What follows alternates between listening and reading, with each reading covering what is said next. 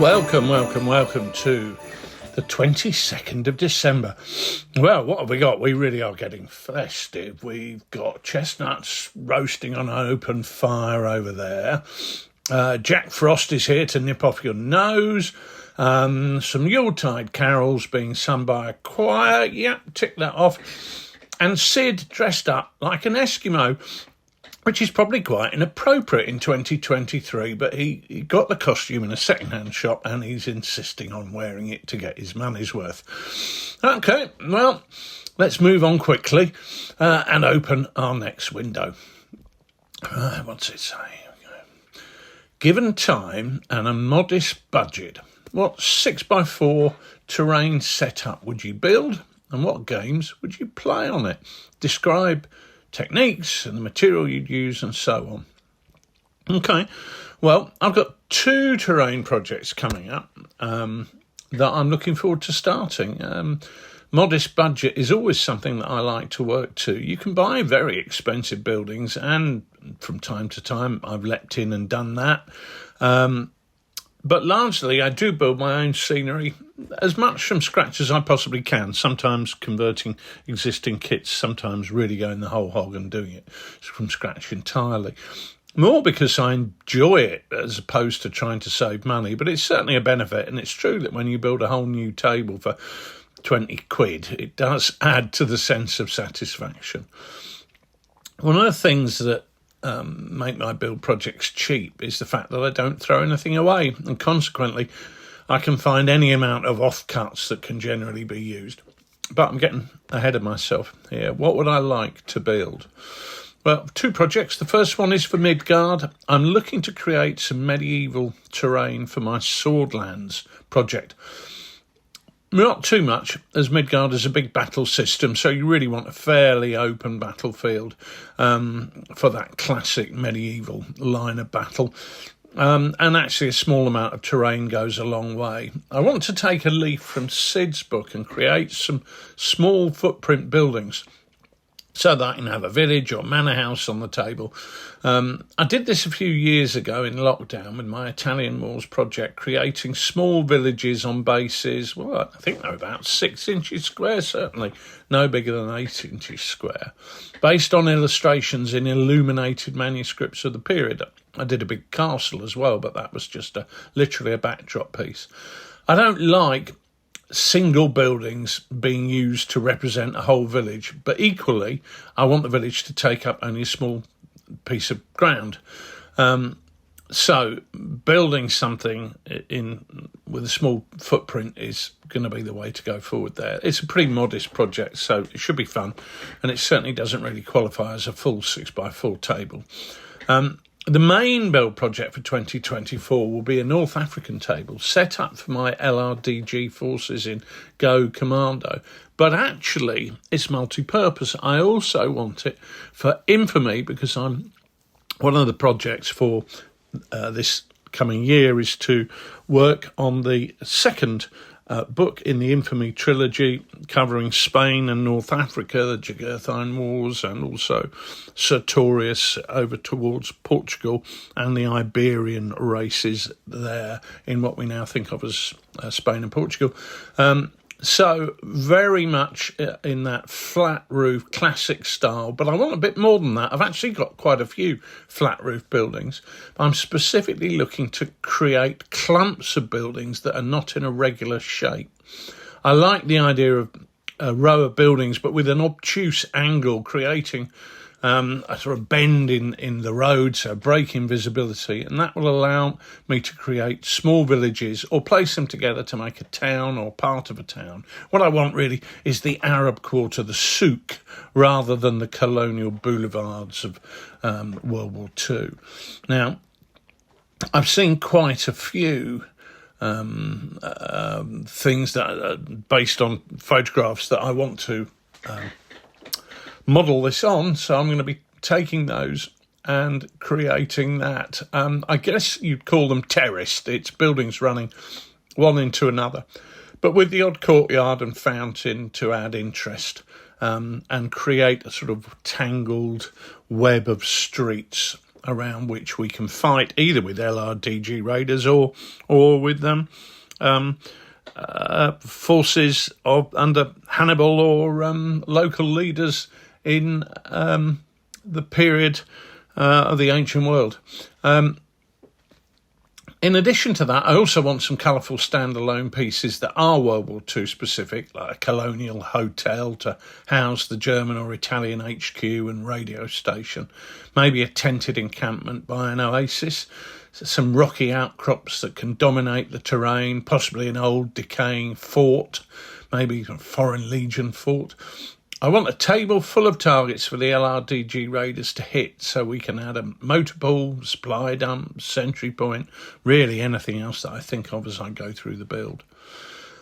Technique is pretty standard for me. Many people would have seen me using it. I tend to use some fairly key ingredients. 3mm MDF for the base. I draw up the plan on paper, then I cut the base and I transfer the plan onto that. At that point, you discover whether it's likely to work. I like Sydney's idea that we heard earlier on in the Advent windows of using 28mm figures to measure terrain against.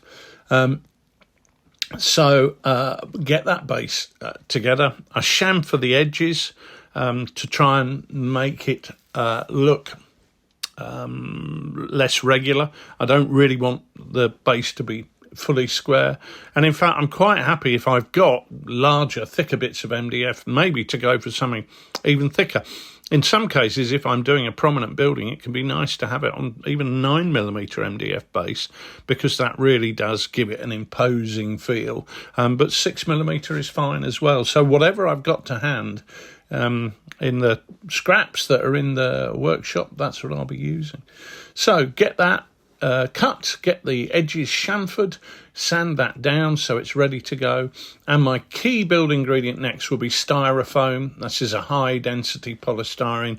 I buy that in 4x2 sheets, which come in the post from 4D Models in London. They've got a brilliant postal service, really, really quick. And I find that hot wire cutters are really imprecise, and there are better cutters out there, but they're hideously expensive. I'm not going to pay £100 for a tool to cut polystyrene. So I've really settled on using a fine tooth saw, just a normal saw that you normally use to cut wood. I can get for £4 or £5 from the local DIY shop, Homebase or Wix in the UK, Home Depot in the US, Bunnings in Australia. The type of thing that you can find on any high street, as much created for doing work at home as for building contractors. I cut that polystyrene to shape, and then I just sand that down, get rid of any imperfections, and then I add any small details with a scalpel, so that might be windows or doors.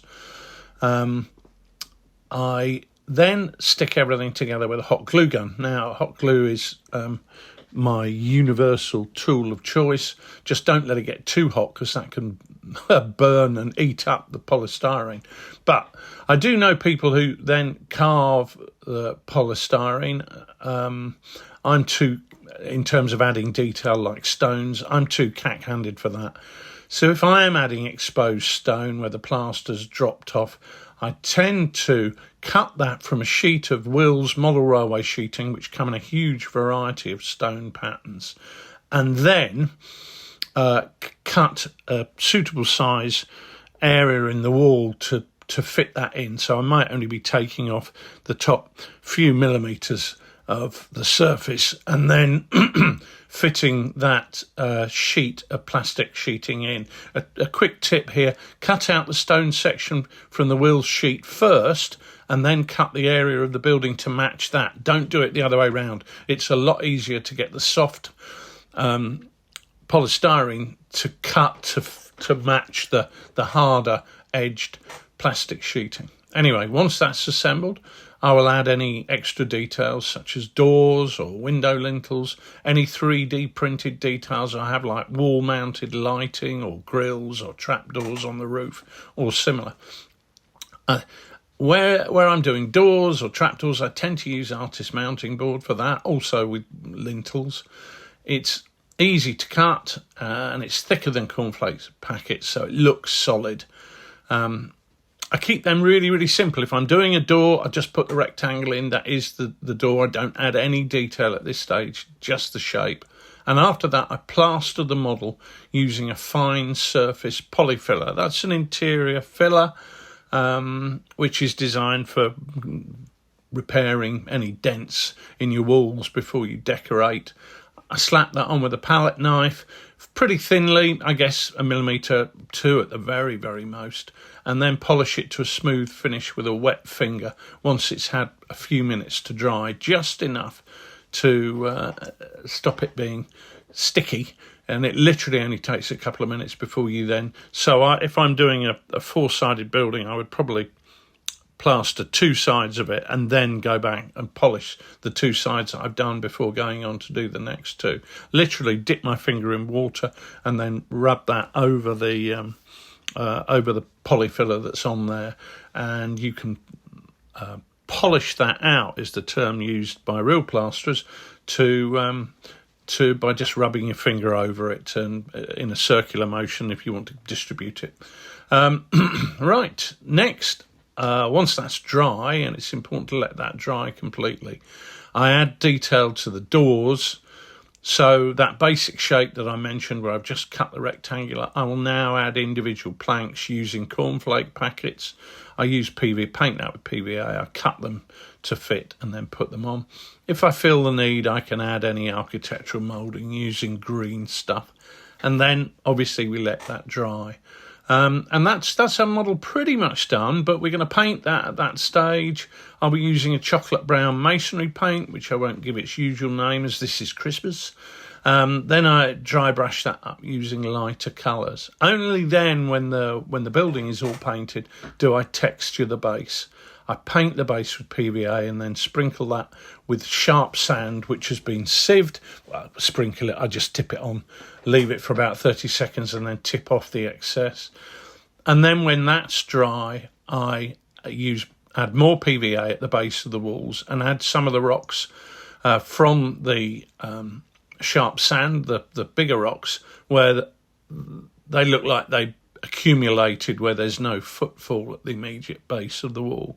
And that pretty much does my model. I then, once that's done, I add another layer of PVA, watered down, 50-50 PVA and water, just to hold all that surface material in place. But the key thing is that that keeps it really, really simple, and we've got a building there that we can then add signage, any canopies over the windows. Certainly you get that look of that Arabian bazaar where you've got those canopies coming out, which the structure from that can be built with matchsticks. But the key there to remember is if you're going to put that level of detail on, have that on the interior side of the base rather than at the edges, because you don't want that getting knocked off. And also make sure you're leaving enough space for moving figures and vehicles through the winding alleyways. So there we are. That's what I'm going to be doing in the new year. And let's hope I get an opportunity over the Christmas holidays to get that started, even if it's only having a glass of mulled wine or eggnog or who knows what, and just scribbling out a few ideas in my workbook.